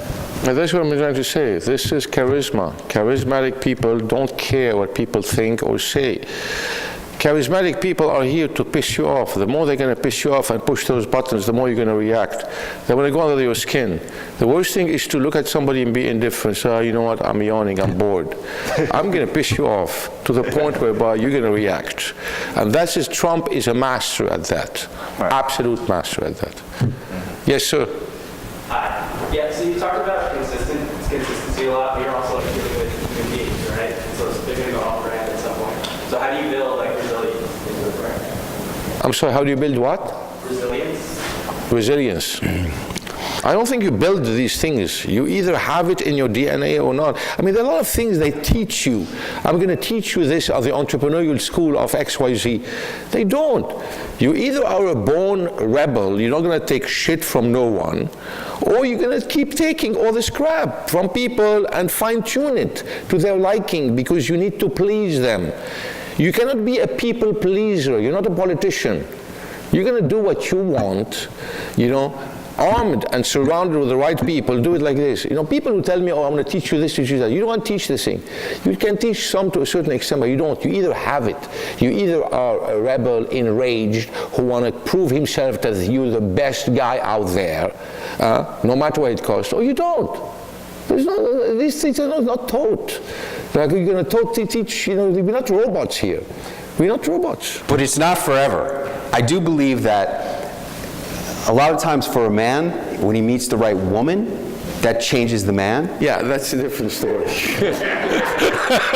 No, really. No, that's a different story. No, really. I totally agree with you. Yeah. I said that's a different story. I totally agree with you. I do think there is one thing you can look at, though. I think you can build what I guess I would reference as an anti-fragile brand, meaning that your brand actually gets stronger because of controversy. So yes, totally take a look at the flip side of it as at how poorly United handled that passenger incident and the puppy that passed away on the flight, right? The CEO was not out there and engaging. Instead, they take a long time to respond, and they seem disengaged, and it seems like the robotic robotic answer. Whereas if you decide how you're going to respond to the crisis in advance of whatever it is, it doesn't matter what the crisis is. Your approach to responding to it should be the same. It should be heartfelt, it should be engaging, and it should be immediate. If you do those things, typically, people will forgive you faster, and your brand can become stronger as a result of it. Look, I'm going to tell you something. A lot of times I'm invited at conferences, you know, like Clint, you know. Oh, we're going to invite you as a VIP, blah, blah, blah. To them, I'm not interested to go at any conference, listen to any idiot, unless I'm the speaker myself. Seriously. Seriously. It works. They said, you know, I'm not interested. I don't have time to waste. So they get back to me, Mr. Abdelnour, we'd like to invite you as that to be the speaker. And if they don't, that's fine. Nothing lost. Get lost. That's it. But you see, the thing is that, no, as I said at the beginning, nobody is going to give you this. You have to impose yourself. And if you don't ask, you don't get. Right. And if you don't move forward, tell them, I want this. Yes, because I'm very important and I'm going to show it to you. And I'm going to get 500 people to attend this. So do you want to do it or not? They need to be challenged. If not, you're normal, you're like everybody else. Okay, thank you for the invitation, I'm not going to come. You know, I mean, this is, people are conditioned. Some people react like this. Raoul knows me very well, and Zana too on that. You know, this is how you react. You react in a very rebellious way. You're going to either have the guys, they say, I love you, join, or who the hell do you think you are? Then I tell them, I'm God's brother. That's it, you shock them even more. You know, you double down. I'm God's brother. Seriously. One of my clients said a really smart thing. He signed up to come speak at my event at Harvard a couple of years ago, and he chickened out, and he calls me up and says, you know, I really can't afford to do it. And I said, whoa, that's not you. That's not, you're a manager of mortgage brokers. Yep. You know, you're not being the man that I know you can be. You can figure this out. And he came and he did it, and then he got into the President's Club, and we were doing like a case study about how it impacted his success. And he goes, you know, now that I have this video, people see me and they see that I'm somebody before I talk to them, and I never talk to anybody unless they already know that I'm somebody. No, absolutely. Absolutely. That's what personal brand is. Exactly. That's what brand is. That's how you build your personal brand. Exactly. If not, you have no brand. You're just a regular number.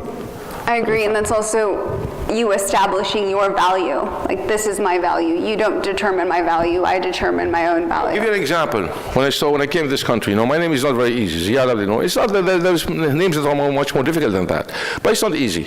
So the guy tells me, Ziad. I told him, what's your name? You say? Jean? You know, he's John. Why am I supposed to know how to pronounce your name? I'm supposed to know how to pronounce my name, because your name is John and my name is Ziad. So you go on the attack, you don't tell them, oh, I apologize for misspelling your name. And if they tell me I apologize, I hope this is the last time you're going to misspell my name, because there's no business. There's not going to be any business. That's respect. You impose yourself. Either I attend as a speaker or not. Either you pronounce my name right or not. You're a threat to them. Nobody wants to mess with you. But this is not what they don't teach you this in school or business school or anywhere. They teach you to comply. You're born, you have to comply to your parents. You go to school, you have to comply to the principal. You get married, you're going to comply to your wife 100% right now. If not, you're going to be divorced soon. So, but you know what I mean? And then now you're 50 years old, 60 years old, you have complied all your life. You don't know to do anything else but comply. You're a nice guy, and you're going to teach your kids to do the same. And you're never going to be rich, ever. Because people who are really rich with a few money don't comply to anything and anyone, and rebel all the time. So if you want to create kids who are really, and I'm talking about this is what I do with my kids, you know. Kids who are like this, you have to teach them how to rebel, not to comply. How to see exactly what's on their mind, not to comply. How to create this kind of money by not complying. You don't learn this in college, in school, or anywhere. So you tell me how to be resilient, that's how you do it. There's nothing to be resilient. Listen, you don't have to be anything. You just have to be yourself. People tell you all the time what you have to be.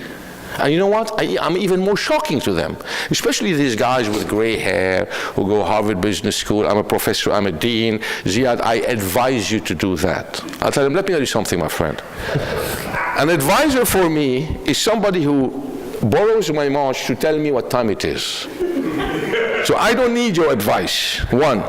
Number two, if you have more money than me in the bank, I say it bluntly, you can advise me. You have to get it out of your system if you want to get rich. This is what this platform is all about, is to create this kind of passion, this kind of rebellion. If not, you are nothing and no one. And nobody cares if you are alive or dead. Nobody cares. That's the reality. You want the really blunt reality? That's the reality. Nobody will tell you this. Because it's not politically correct to say these things.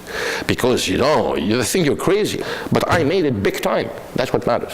Thank you.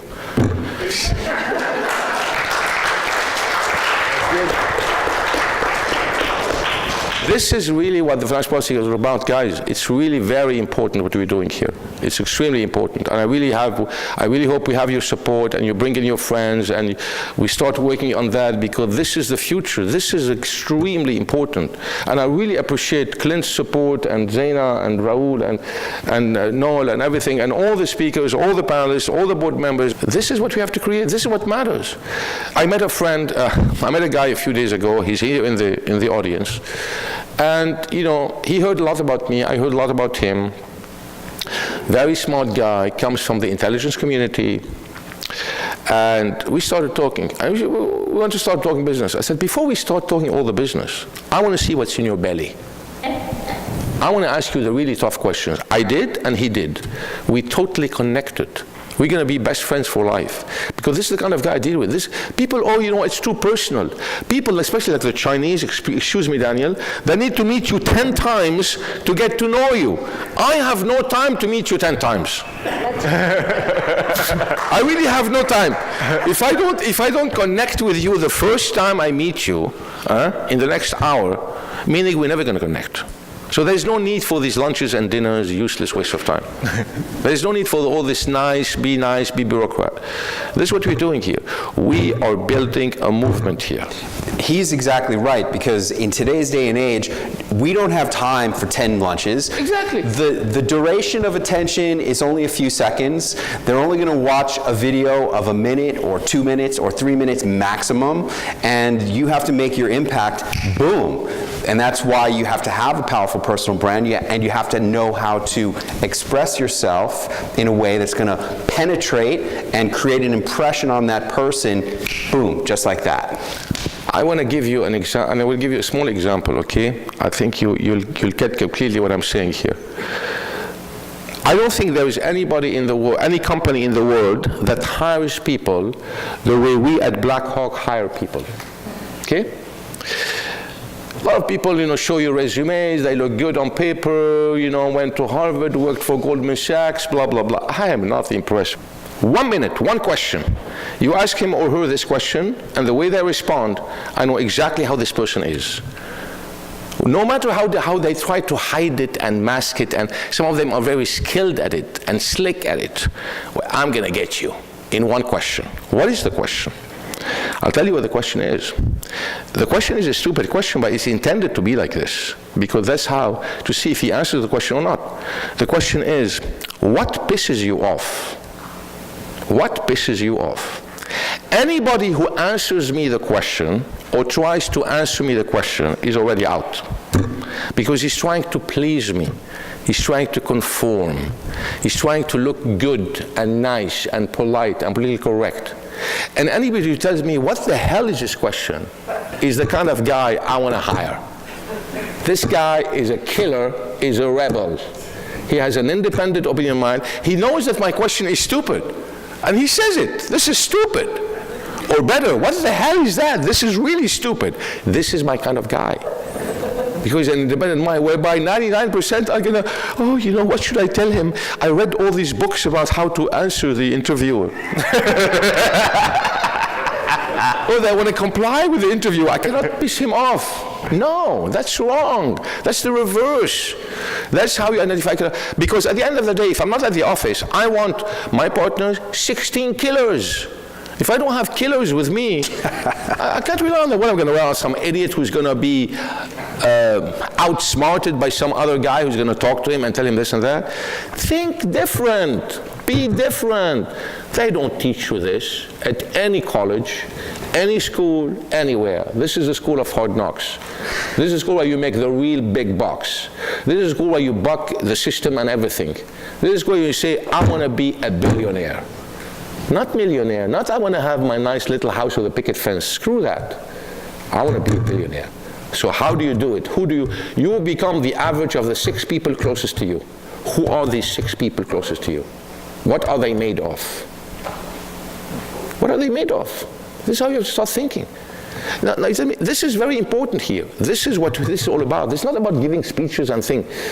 Every single thing, these are branding experts. I'm sure and I hope you learned something today. But this is not about learning that. This is about learning the basic skills in life to make a lot of money, to create a lot of wealth, to empower a lot of people, to change the minds of this millennial, pathetic generation, whereby all they think about, they vote for this because the government is going to take care of them. The government doesn't give a damn about you. Thank you. Yes, please go ahead. How does that benefit you? How does that, how does that bring you more opportunities? How does that get you more attention for what you do? How does that help people to know how you can help them? It doesn't. It really is a chicken way of going through an excuse of why you're not doing marketing. All because also I had a lot of, you're absolutely right, Clint, all because they want to hide something. They're not exactly who they think who they claim they are. So they want to hide something, so they hide behind this excuse. I want to keep a low profile. Like especially when I deal in the trading, in the oil business, okay? And you have a lot of people, Russians, oligarchs, others, okay? A lot of people are fake. Bradley, you know that. A lot of people are fake in this business. So when I try to start digging deep and digging through intelligence community, you know, I don't dig deep through the Google. Screw that. You know, through people, ex-former CIA and others. And they find nothing about them. Tell them, how can you be so important? Oh, because I like to keep a low profile. Low profile, you know what, my what. So that's what happens. So people who keep low profile, there's something wrong. Yep, I agree. Nobody who's successful, everybody who's really successful has a big ego. And he wants to show it. He doesn't want to be a low profile. You know, he wants to absolutely dominate. And he wants to have ads and things for free because he's famous now. I had a guy I wanted to hire as a top salesman for my butter company. And I started looking for him online. I mean, I knew he had worked for a competitor, and I couldn't find anything about him online. And I said, there's no possible way I'm going to do anything with you. I can't even find a LinkedIn profile for you. I can't find anything. You're hiding something. Of course, that's exactly what I'm saying. Yeah. When I first met Ziad, he said to me, what are you going to tell me about branding, Raoul? You only got 5,000 Twitter followers. Do you know I took that next year to grow to 50,000?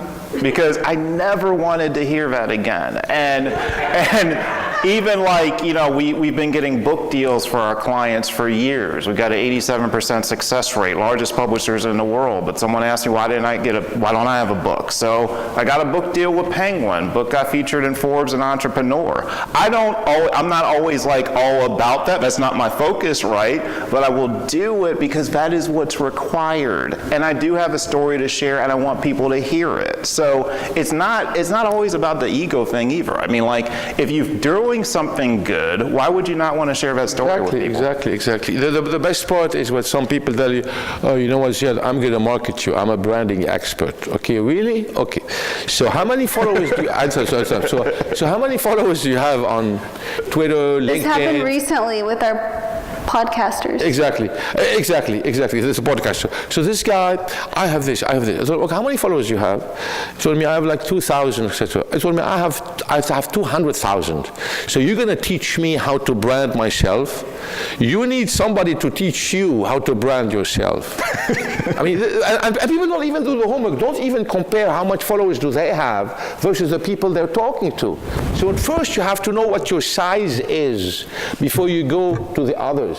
This is the #1 rule in marketing. When people don't know what their size is, but just because they have access to the internet, they can say they can do whatever they want. Or the people who tell you, who directly connect with you on LinkedIn, they say, no, I have a deal for you. And who the hell are you to have a deal for me? They already think that we are equal because we are both on LinkedIn. We're not equal. The world, we're not born equal, and we don't die equal. And the world is not of equals. I am superior to you unless you prove to me otherwise. But that's the attitude you take to be successful. If not, you're going to be looked at, who is this guy? I'm superior to you unless you prove to me. It's not a question of ego. It's a question of prove it to me. You have 2,000 measly, like I was working with Zana with some guy who wanted to promote me on a podcast. He had like 600 followers. He was putting me on podcasts using my followers, the people who listen to the podcast, to steal those email addresses for him. Slick. Right. We got him. He said, this is what you're trying to do. Well, who do you think we are? I mean, there's so much scam out there and fake out there and crap out there, and people fall for it. The worst is somebody who just connects with you on LinkedIn, tells you, you know what, I need to connect with you, I have a deal with you. I told them, these are the most desperate people. They don't have a dime in the bank, and they're looking for a sucker to play their game. No, but you have to, a lot of people may think like that, but don't act upon it. You have to think like that to be able to act upon it. If not, this will never become reality. Go ahead. Done, you're done. Go ahead, Amma. Good day. So you guys have been talking about some really good things, and a lot of the things as an entrepreneur that possibly help everyone out here who's an entrepreneur. How do you feel that self and personal development helps to improve your brand, or while improving your brand, personal development and self-development is actually key? It's too academic. It's too academic, your question.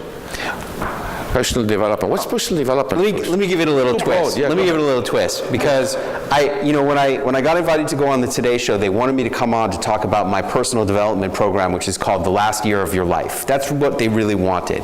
And by that point, I was already into training people on how to get on TV, and I wanted to focus on that. So I woke up the next day and I had the solution. The solution was that TV is a personal development and transformation experience. And really is. I mean, the best transformation I've had has been from going on 102 television appearances. Absolutely. It's a fantastic thing. And so I really believe that this whole process of your personal branding is the personal transformation and personal development process that will give you the most value that you could possibly get. I totally agree. At the end of the day, personal development, you have to feel the pain.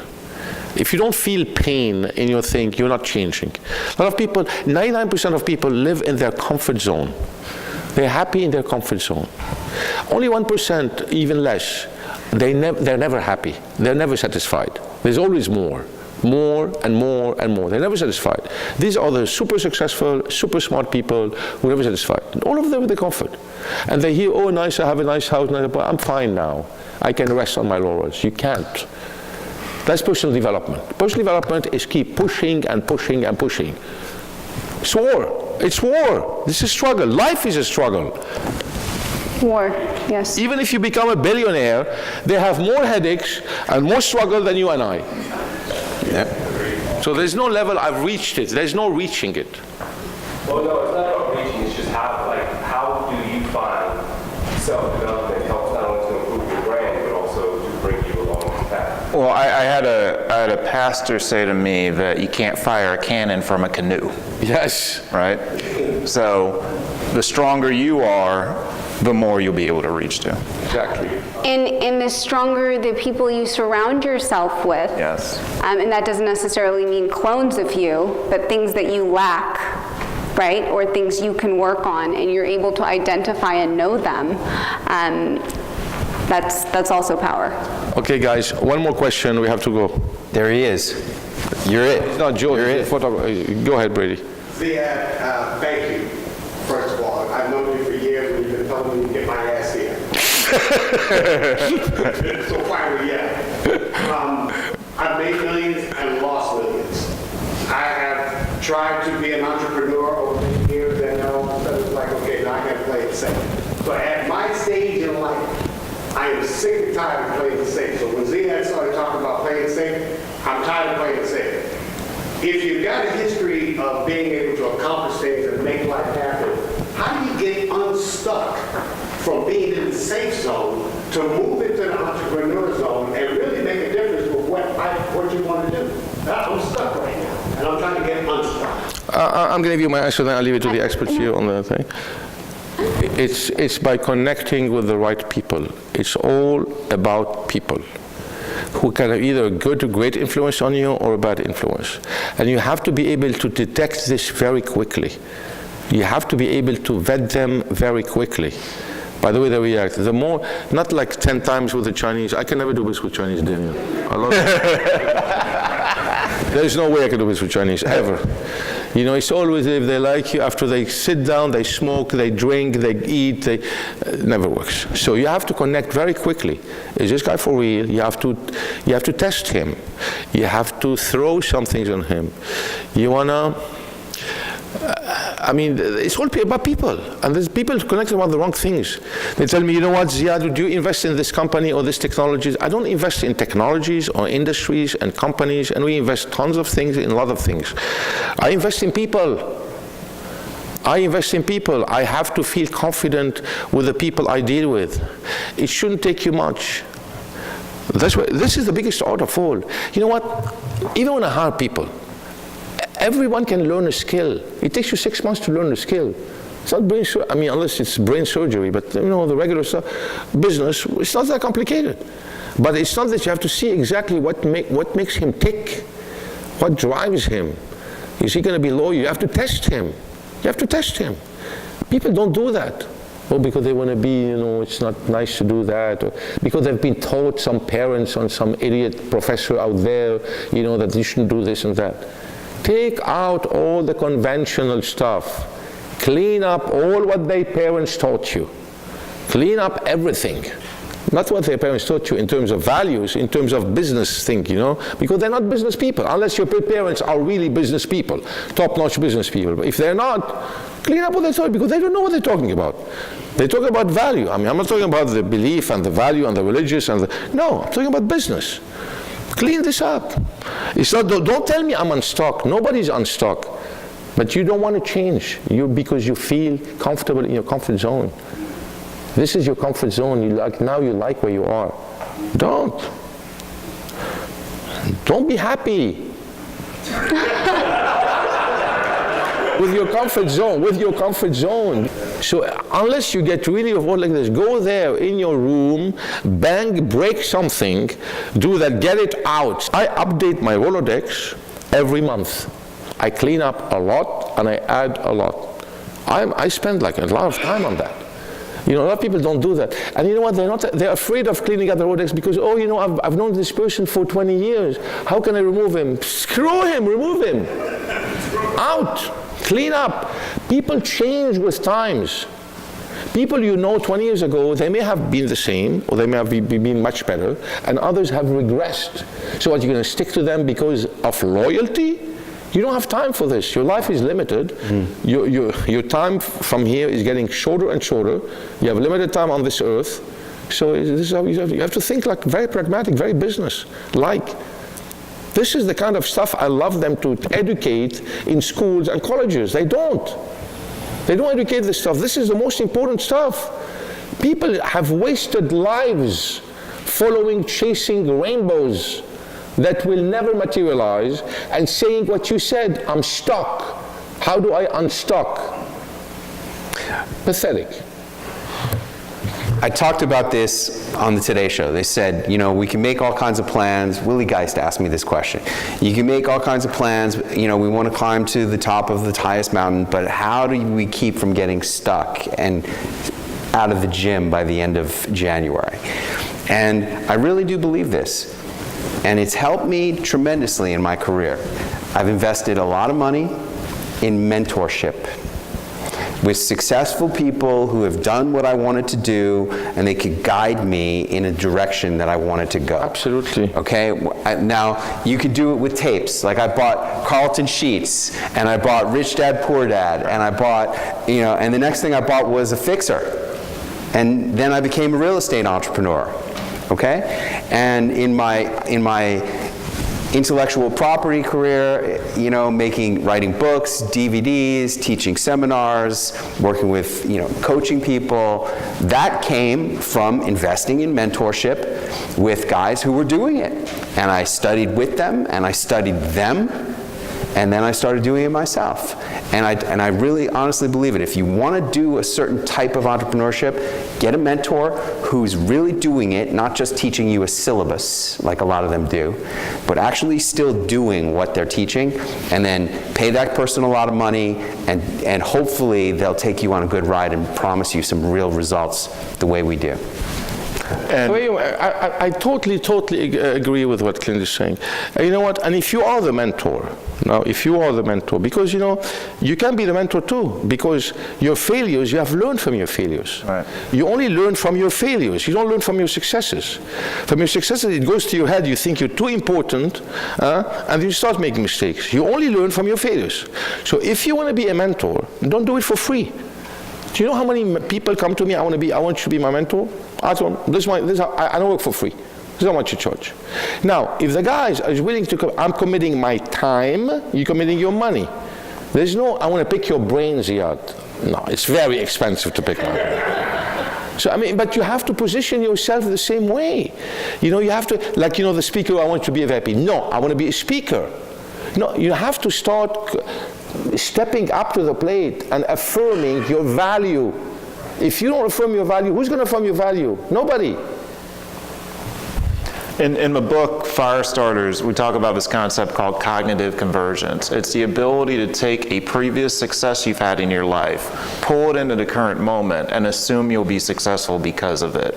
The most practical example I could give to you of it is Tom Brady a few years when we're down 28-3 in the Super Bowl. No team had ever come back from more than 10 points before. The game's over to 99% of the players in the NFL, but to him, he just needed to score 26 more points.